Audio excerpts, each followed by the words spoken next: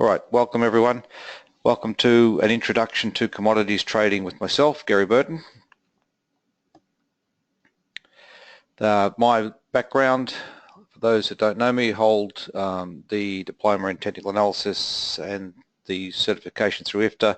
Spent several years on the desk, a number of years private trading, hold ADA 1 and 2 derivatives accreditation, and a current member of the Australian Professional Technical Analysts Association and the Australian Technical Analysts Association. There is an offer for those that don't have an account with FP. I won't read through this. In your handouts area on your go-to webinar box, there's the little PDF file that has this on there. And it also has my contact email as well. The material contains from external sources and intended for education and general information only, does not constitute financial advice, nor does not take into account your investment objectives, financial situation or particular needs. And I've highlighted here in brown, of course, derivatives can be risky, losses can exceed your initial payment. You must consult a licensed advisor before acting on any information you see or hear today. Always trading is a business, don't treat it like a hobby. Businesses make money, hobbies cost money. When we step up to trading futures, and the ideal situation is that futures are generally a 24-hour market and not subject to long waits in between the close and the open, except for weekends. So when we're looking at the futures market, it is ideal to have an economic calendar with you. This is one address where you can find them. There are a number of addresses where you'll find economic calendars, and they list the day-to-day announcements on a global basis, which often affects the commodities market, as everyone knows that's traded them for a while, can affect them rather dramatically. So one of these, just an economic calendar, it's a mostly free download from everywhere, and a degree in economics, of course, is optional, not required, and an understanding of price action is not optional but is required. The economic calendar looks like this. It displays and you can set them up so it will give you the time frame or the time scale in your part of the world. And this is from last night, and we saw at 1:30 this morning the crude oil inventories were announced, which was inventories had risen 2.5 million barrels, so oil came off a little bit immediately that occurred, and we'll take a look at that. But the ones highlighted in red are of importance, and just here in the middle you can download just some media chit-chat around that that announcement. So it will give you the background of what the last announcement was, the expectation is, and then the current outcome. So last night that was expected that, or last announcement, there were 2.5 million barrels decline in the inventories. They were expecting another 500,000 barrels of decline, and it was actually an extra 2.5 on top of the industry, so it came back. So it's these are handy to decide whether you want to be in the market or out of the market around these announcement times. It is worthwhile downloading one, and if you haven't got one. The futures market is based around the commodities futures market is based around real commodities like wheat and cattle, interest rates and oil, as we talked about. An actual futures contract is a standardized forward contract which can be easily traded between parties other than the two initial parties to the contract. So contracts are created around a commodity. Somewhere in the background in the futures market, in the commodities market, someone has to deliver.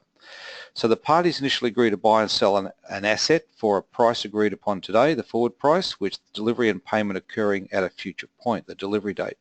Because it is a function of the underlying asset, the futures contract is a derivative product. And it goes on that the buyer of the contract is said to be long position holder, and the selling party is said to be the short position holder. So there are two sides to each contract. As both parties risk their counterparty walking away, if the price goes against them, the contract will involve both parties lodging a margin of the value of the contract with a mutually trusted third party, usually the broker. So the physical futures market, which is where the likes of bread baking companies buy their wheat for milling, it's where Woolworths and McDonald's and that buy their cattle for their meat outlets and so on. So it's all done in the futures market. At FP Markets we have two platforms. One is the IRIS platform and one is the MT4 platform. I'm here to talk about the MT4 platform today. The IRIS platform also has futures available. They are the direct futures, if you like. They are the deliverable futures, and you need to be aware that you will be taken out of that contract before the delivery month. So you need to be very aware of your times around these particular contracts, and they will be automatically closed out so that you do not take delivery or have to provide delivery. But they are the true futures market, traded on the CME mostly, and the tick value up here, we can see the column here to the right, the tick value. So for every point it moves, it'll pay $12.50 or take $12.50 off you, and so on. And we get right down to the bottom here. The very bottom one is the SPY futures contract that I talk about incessantly on Monday for at least 3 minutes. And down here it essentially trades for $25 per point. And there is a 1% margin required against that contract. The SPY contract's worth about $130,000. Futures contracts are made up of two components. One is the designation of the contract itself, and the second 2 digits is the expiry month. You put these two little components together and you come up with the contract designation, in this case AP. AP is the SPY futures contract, and the month is M was I think March expiry, and in 2016, and it's traded on the Sydney Futures Exchange. And the same with ES, the S&P 500.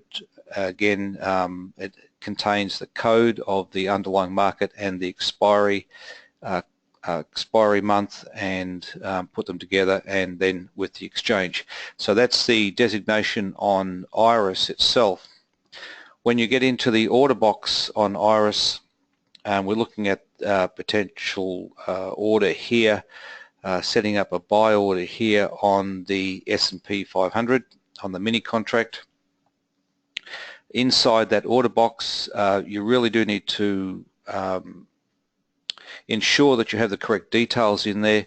So it will give you the product code up here in the top box, the volumes to be traded, the one volume, one contract here, the current market price at that time was 2076. It will allow you to set up contingent orders, if this then that, and down the bottom here, most importantly, it will give you the US dollar value of your position and your initial margin on that contract. And just keep in mind that this is in US dollars, and it will be then when the trade is finished, it will be then converted back into Australian dollars at that current rate, not the rate that was done on the contract at the time of working through the contract.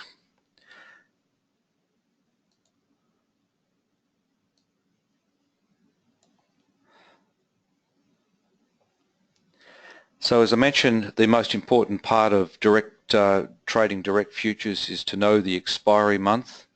On there it is listed here just underneath the code. Once you put the code in, it will give you the expiry month, in this case June 16. You cannot go over the expiry date on these contracts. You will be automatically closed out. What I want to do today is get across that these markets are essentially a 24-hour market, extremely liquid, extremely good to trade, but there are some hard and fast rules around them. And before you step up to the market, you really want to take on board exactly what you're doing. So part of the market language around trading these contracts is said to be long. You are long if you have purchased a position in the market. You are short if you have first sold a position into the market, and this gives you an obligation at some point to buy that position back.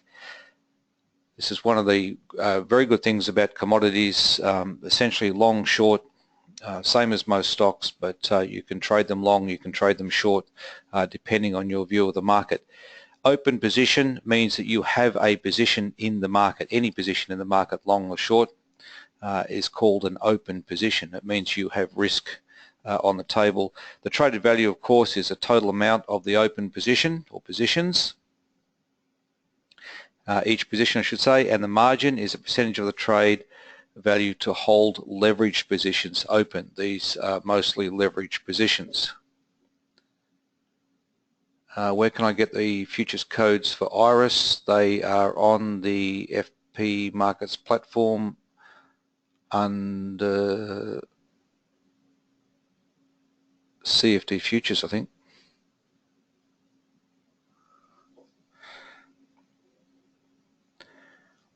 So when we're buying, a trading method of buying index futures contract or commodities contract first and then sometime later selling the instrument back at a better price than it was purchased for, hopefully, is the context behind buying. And of course the short selling, the trading method of selling an index futures contract or a commodity contract first and then sometime later buying the instrument back.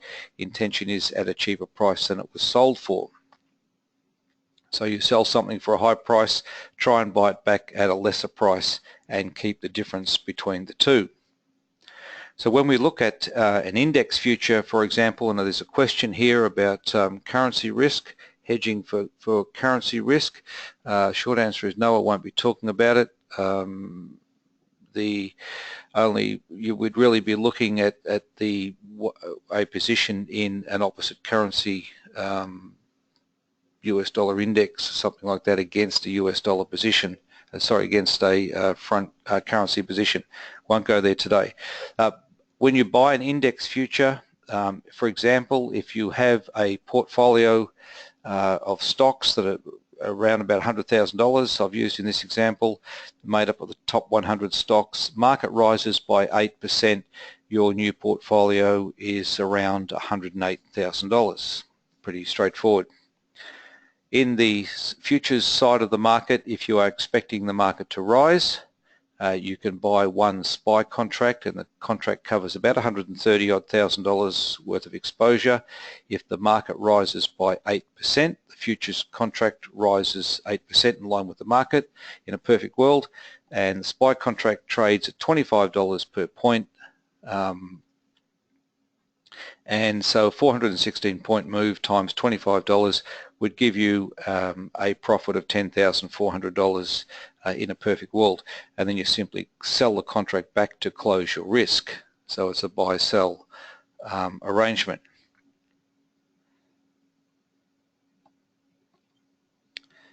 So short selling an index future, short positions can be used to hedge your portfolio. For example, here on the left, if you have a portfolio value of $100,000 made up of the top 100 stocks, market falls by 8%, and the perfect world would have the portfolio value dropped by 8% to $92,000. If you are expecting the market to fall, you can short one SPY contract. Market falls by 8%, futures contract falls by 8%. SPY contract is $25 per point. 416 point fall by $25 would give you $10,400 profit. You buy the contract back to close it. A futures contract, particularly a index contract, is a way of hedging against a portfolio of maybe a long-term portfolio that you're holding in there. Be aware of your margin risk on these types of contracts, and be aware of your exposure on these types of contracts. If you take a view that the market is going to fall and the market does not fall, it will cost you more to get that contract back. One of the concepts I want to look at today around the commodities market and put in context a little bit around the risk of commodities and how we can view, or one way of viewing that. It's not a trading method, but just simply one way of viewing that. The risk in commodities, as in everything, is actually the volatility behind some of these moves. And if anybody has been watching the gold market, or certainly the oil market, it can move 2 or 3% per day on there. One of the ways to establish, if you're new to the commodities market, and this is what this presentation is really aimed at, is just to establish some understanding of what your potential initial risk is in the market. That an average true range, it's a Wells-Wilder indicator, and it measures volatility, and it is not a directional indicator like a MACD or a RSI. So average true range just simply gives you a calculation of the price movement over an n number of period of time. So average true range takes the close of the rear period. So if today I'm going to use a 3 ATR, so it will be 3 bars back. We'll take the close and then looks at the front bar at the current high of the front bar and gives you a number which is called the average true range.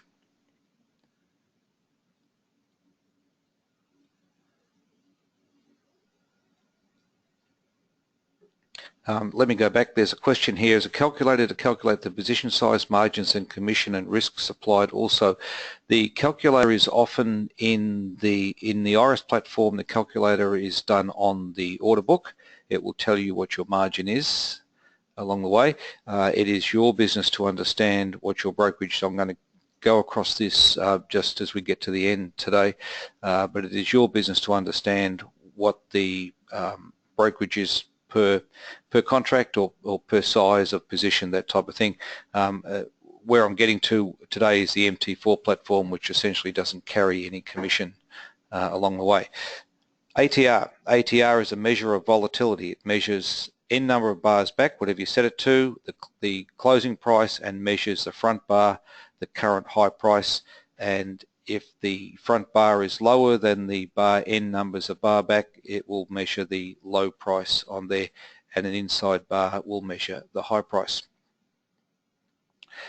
In trading commodities through an ECN-based platform, which is what FP offers with an MT4 platform, is Electronic Communications Network, ECN. It is a group in the background of liquidity providers that are linked together in a central or in a loop, if you like, and orders go out and they provide liquidity for those orders. So essentially, to put it in layman's terms, almost a group of market makers in the background that have that provide liquidities for contracts.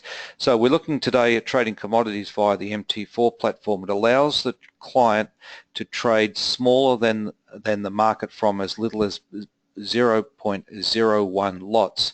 So if you're in the true commodities market, as we talked about at the front of this presentation, you are open to the market size contract sizes. In oil, it's 1,000 barrels. In the SPY contract, it's $25 a point, that type of thing. In gold, it's, I think, 1,000 ounces of gold. And in the MT4 platform, you can trade micro lots in there with little or no brokerage. So trading commodities through the ECN network and MT4, you can trade smaller sizes. Oil can be traded from as little as 0.01 lot, which is equivalent to 10 barrels. Considering there's 1,000 barrels of oil per contract, you can trade 10 barrels at a time. Be aware that the commodities are often traded in US dollars. So it is based, in the case of oil, it is based on the current futures oil contract in the market that you'll see on the CMC, and they mirror the market around that contract. When you open up MT4, which we'll have a look at in a moment, when you open up MT4, we can open up a list of products available down here on the left, and here I've just highlighted WTI, West Texas Intermediate, which is the oil contract. If you double click on this symbol here, it will open up a window which will describe the type of contract that it is. Now the contract size is the first size of the contract is 1,000 barrels. It is traded in US dollars down here on the left and the margin is required at 1%. Now as I mentioned earlier, we can trade micro lots of this initial contract size. So when they say 0.01, it's 0.01 of 1,000 of 1,000 barrels. And most importantly down here, it will also give you the hours that it trades, essentially a 24-hour contract on this platform, and then the closing time on Friday night, Saturday morning. So these are most important that you're aware that some contracts don't trade a full 24-hour period. For example, gold closes for an hour in the morning. Straight after the US close, gold closes for an hour and then reopens. So down here on the left-hand side is simply a list of available contracts in currencies and indexes and commodities themselves. When you open up an order box on, and I've used West Texas Intermediate here, be aware again that you've got the right symbol inside the order box. Order box on MT4 is very simple. It's simply a sell and a buy button on here, and it will give you the current spread. Now in the volume area here I've got 0.01, so essentially around 10 barrels of oil. It's 0.01 of 1,000 barrels, and so it's 10 barrels of oil in this particular order. It gives you the current spread, 47.52 to 47.57, which is 5 cents. Now the spread is the way that works with 10 barrels of oil. In this case, the spread is actually 50 cents. If you were to buy the market, you would be buying at the asking price of 47.57. If you in a nanosecond change your mind and decided to sell the market, you would be selling at 47.52. You need to cross the spread, which in this case is 50 cents. If you had 100 barrels in there, it would be $5. If you had 1,000 barrels in there, it would be $50 across that spread. So the order area on MT4 is up here on the left. Simply click an order, open an order box, ensure that the contract is correct, the volume size is correct, and then understand, do a little bit of homework first and understand what your potential initial risk is on there. Gary, the times of the trade given, the times are done in GMT time for some reason on MT4. Another question here. Would you agree that especially for beginners, margins are the killer? What's the best way to manage and minimize margins? Well, you can't minimize margins. The margin's the margin. So the first part of the question is, would you agree that especially for beginners, margins are the killer? I would agree with that, and I would say that especially for beginners, they simply take positions that they simply cannot handle. They take positions that are too large for their account without any thought about what their potential risk is. It's not the margin killing them, it's actually their position size is killing them, and their lack of understanding of where a market can potentially, what a market can potentially do. I'm going to take a look at that in just one moment. This is the oil West Texas contract. It's a 1-hour chart. I just took this little snapshot yesterday. As we said, one contract is 1,000 barrels. We can trade in 0.01 contracts. It's the equivalent of 10 barrels. And if, excuse me, $1,000 per $1 price. So if you're trading in 1,000 barrels, essentially you'll make or lose $1,000 for every $1 of price movement. If you trade in the micro lot of 0.1, you can go 0.2 or 0.3, whatever you choose to do. In this case I've used 0.1, which is equivalent to 10 barrels. If there is, you will make or lose, I beg your pardon, $10 for every $1 of price movement. So it's not a great game changer, other than a couple of cups of coffee. If you're on the wrong side of it and you're interested in learning this market, it is a great way to hone some skills. Down the bottom here I have a 3-period ATR. Now ATR, see over on the left here, ATR 3. So the average true range over the last 3 periods, so this is a 1-hour chart, so the average true range over the last 3 hours, in this particular case where I took the snapshot, was around 13 cents. About 7 or 8 hours ago it was 43 cents, and a couple of days ago it was 71 cents. Now it doesn't tell you the range that the actual market has moved. It tells you this current volatility, and that is all.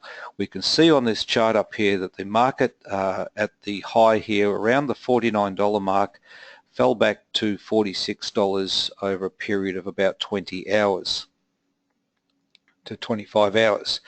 So there's been a $3, it's really a $2.20 move on the way back, and it's done it rather orderly, as the ATR here maximum was around 43 cents every 3 hours. So the ATR is not there to tell you your direction of your trade, and it's not there, it's only there to tell you what the current volatility is. ATRs can get extremely high in volatile periods. When we get to gold futures, again gold can be traded down into a 0.01 lot, which is equivalent to 100 ounces. Again, gold is traded in US dollars and is based on the current spot price. That US dollar value will be converted back into AUD at the current spot rate when the trade is closed. If you hold a gold position for a week and the Australian dollar is in a different place than it was a week ago, it will be converted back at the current Australian dollar rate. Again, the 1-hour chart of gold, a snapshot taken yesterday, we can see at the right hand side of this market, in this consolidation area here, the average true range down here is around $1.60. In the strong move up, some 10 to 12 periods back, the average true range went to $3.70 over a period of 3 hours. However, from the high to the low, the market actually moved $8.80. So again, I stress that the ATR is not a directional indicator per se. It simply gives the current volatility and what you can be immediately, the way that it really shows the way that the market is currently trading. It is this area here that we need to analyze, this $8.80, and in past movements how these markets potentially trade. So with $1 of movement, if you had 100 ounces in your order, it would be $100 profit and loss based on $1 of movement. If you had $1 of movement with a 1,000 ounce contract, it would be $1,000 profit or loss. So essentially, if you were in the perfect world, on 1,000 ounces, if it moved from the high to the low and you were short, it would be $8,800 movement, and here on the 100 ounce contract it's $880 movement on the way down. When we get to FX, FX can also be traded in small micro lots, 0.01 and $1,000 and down to which is $1,000 of the front currency. So 1 pip, if you had a $100,000 position, 1 pip would equal $10 of profit or loss. On a $1,000 position, 1 pip equals 10 cents. And again, the ATR can be applied over a currency market, and at the high here over the past, and this is an ATR 3 again, but the high here was moving about 17 pips within the 3 hours, and down to 7 pips here in this current last 3 bars of movement here. Overall, we can see that the market actually fell 43, so the ATR is not accounting for the moves up and down. It simply takes a period of time, number of bars I should say, and works out the movement, the average true range over that number of bars. But it can give you some insight into how markets are actually trading, and if you scroll back, what they can actually do in as far as price movement goes. With all the work that we've done with FP Markets, with Ivan and myself, we've stressed that traders need to come up with a plan of some sort. It's almost tragic when someone opens an account, comes in, puts a couple of $1,000s in, takes a swing, hands it over, and goes off and does something else. Now, from FP Markets' point of view, we have to go and find another client, which is not that cheap to do. So, abdicating trading with a plan. In previous webinars and tutorials that we've conducted, particularly with Ivan, we've made presentations around this, and some of the webinars that I've conducted have been around pivot points, and Ivan, we've done tutorials around what we call a promise bar. I'm going to take a look at that in a moment. Promise bar, and on Monday morning's webinar I talk about the outside range incessantly as well, and we'll take a look at what that looks like. This is the graphic that I use on Mondays. It describes what a pivot point is, what a correct pivot point is. The market here makes a series of lower lows. Each bar makes a lower low, and eventually the low bar turns up. We don't actually know it's there until a following bar makes a higher low and a higher high and closes above the high of the bar that finally makes a low. So it's not complete, and we don't know it's complete until the final bar out here is complete.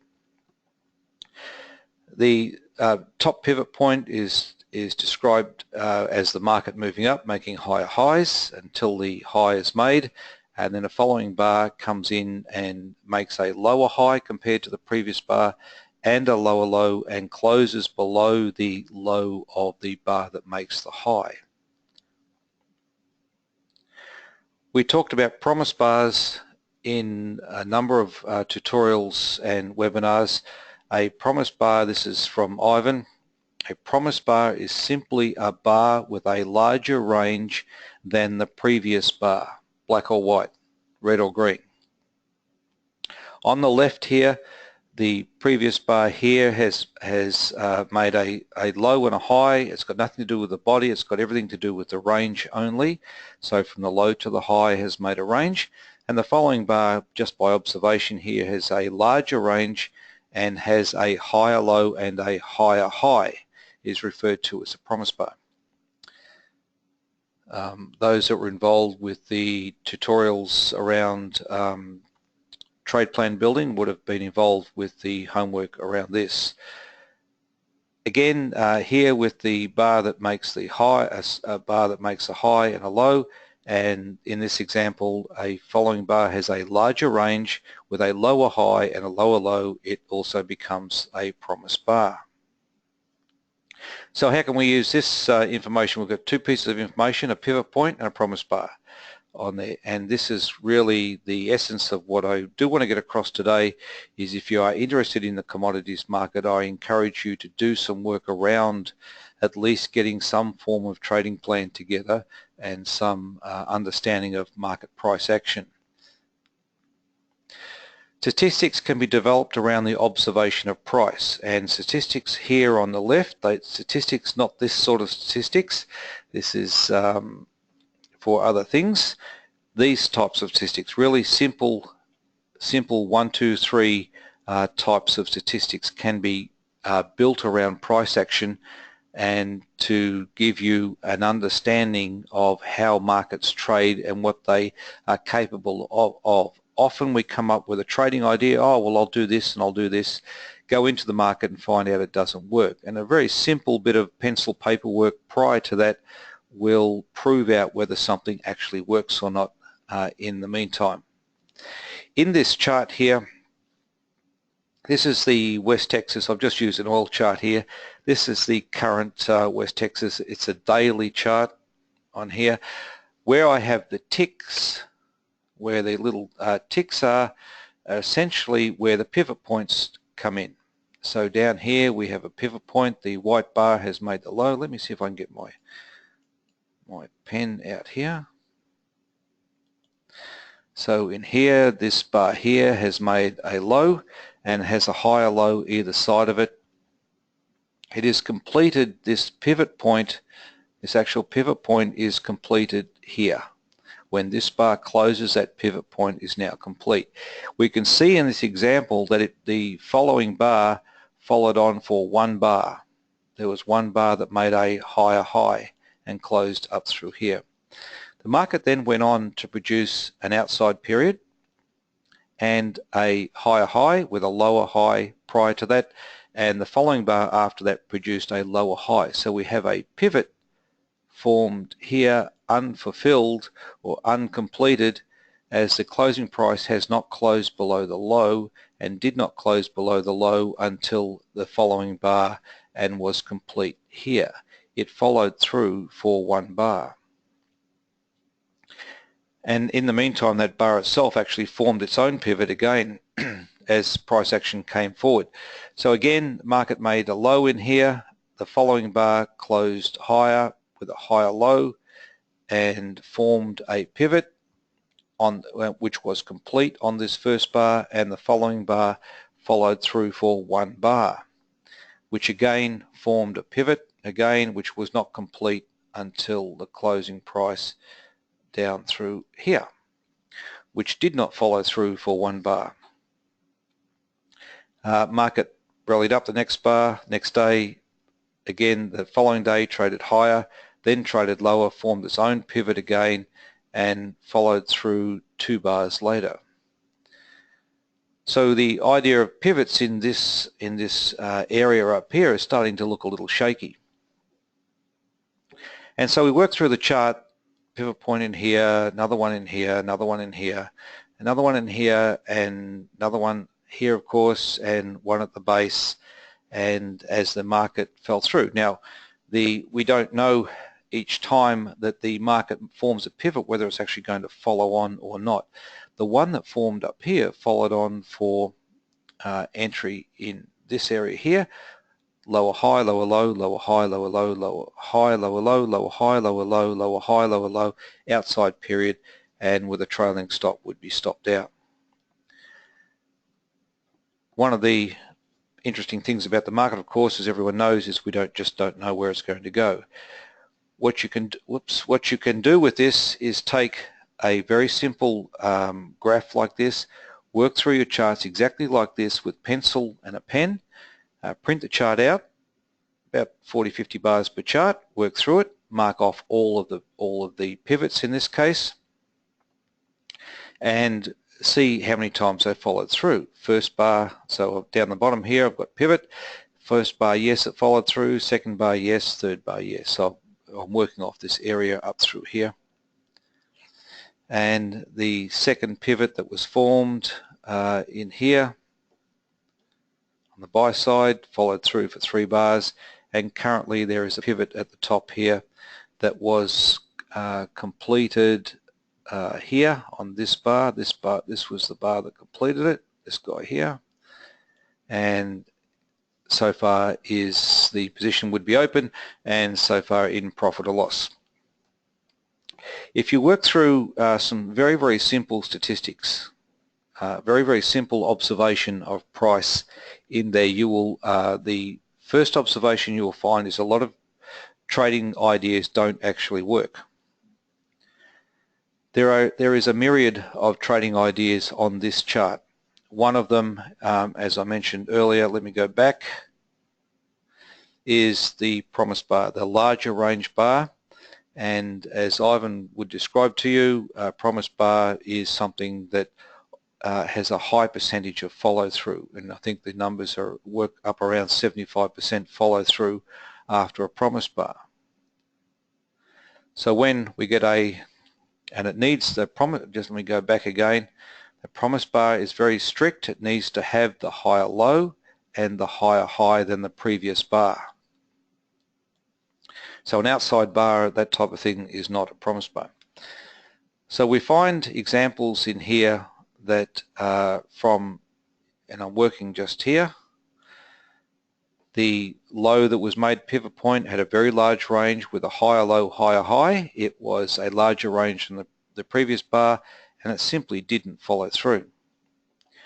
There was one in here as well that did not follow through, and as we come down, there's one here on the downside that did follow through for 1, 2, 3, 4, 5 bars, 6 bars on the way down.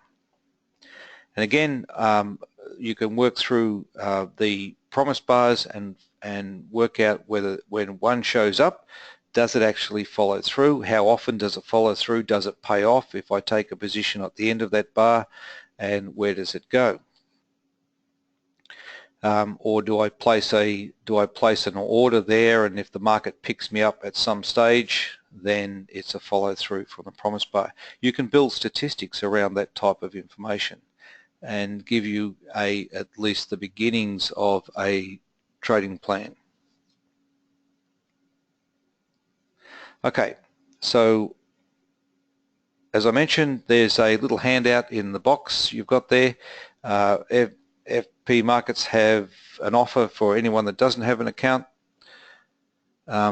Question here, do these principles apply in all time scales? The answer is yes. And this is where I would encourage you to simply sit down and do some work around that. Let's get some charts out that might help. We'll get some.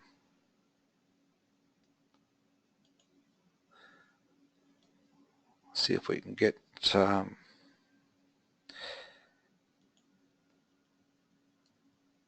So the MT4 platform.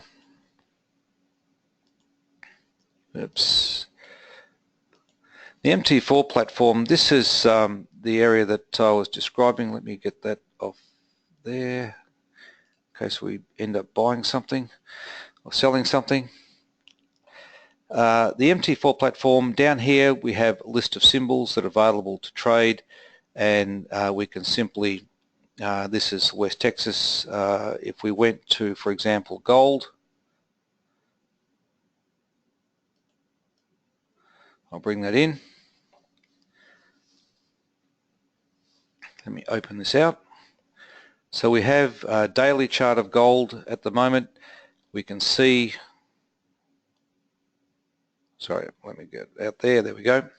Okay, if we took that idea of a promise bar on and applied it to a gold chart, we can see here on the right-hand side. Let me come up close. There we go. We can see here on the right-hand side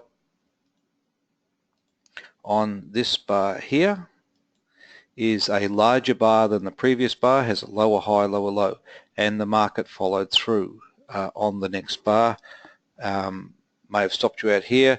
The current bar on gold 2 bars back has a lower high, lower low, and is a promise bar. We can see up here that the large bar, down closed bar here, lower high, lower low, and the market followed through on that bar.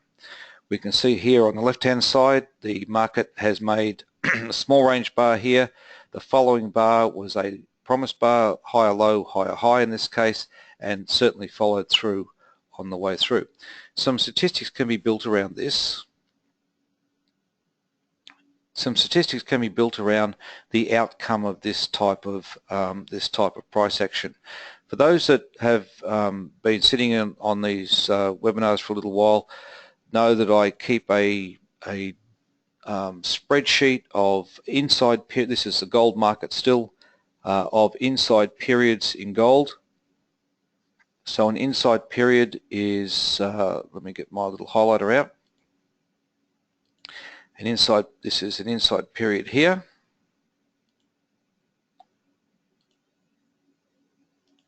Interesting thing about inside periods is the market needs to break one way or the other. There's two observations about the gold market that have fascinated me for quite some time, that I'm building some statistics around and eventually getting to a workable trading plan with. One is the inside period, and the other one, and I'll come down here, is an hour chart, is the overrun between bars on an hourly chart. And what I mean by overrun is this between this low and the following bar, this price overrun on there, and the high here, the price overrun, and the high here and the price overrun, and the low here, the price overrun, and so on. There is some very, very interesting statistics if you sit down and start to pencil out what that is and how you can place orders around taking advantage of that. I'm not suggesting that everyone race out and do that this afternoon. Let's get to gold on the right hand side. Oops, I'll do this over here. So we've got gold over here. We've got, let's take a look at that. So here we have a large outside range currently in gold. This is a 1 hour chart with a following inside bar in there on the 1 hour chart at this point. So what I want to do is very quickly get back to my, because we'll just have a look at some charts at the moment. Just take a look at some charts. What I want to do first though is just mention that there is an offer open for those that aren't FP clients. There is an offer open for you to take advantage of opening up an account. There is a little handout inside your go-to webinar box on your screen. You can download a little PDF file on there. Also want to mention that you can sign up for the the daily report. The daily report comes out on an email every day. It looks like this.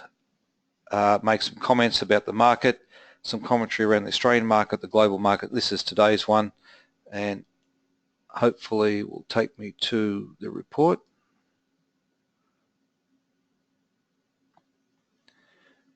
Of course, no, it won't. Let me bring this in, and it seems I'm logged out. Oh, there we go. It has. So this is today's report. The daily market report comes out with overnight summaries of the markets, a little bit of commentary around that, a lot of reporting going on at the moment, so there's all the reports that are due today. We give a 60-day high-low compilation every day, so stocks that make a 60-day high, 60-day low, and commentary on the US market commodities. So it's really just an overnight summary on there. You can also come to the FP Markets website, and down on the bottom left hand side here there's a daily market report sign up, and you can also sign up for the Monday morning webinar. Is all available to you. Even if you're not a client, you can take advantage of that. So before I get to some charts, I do want to say thank you very much everyone for coming out, and good trading.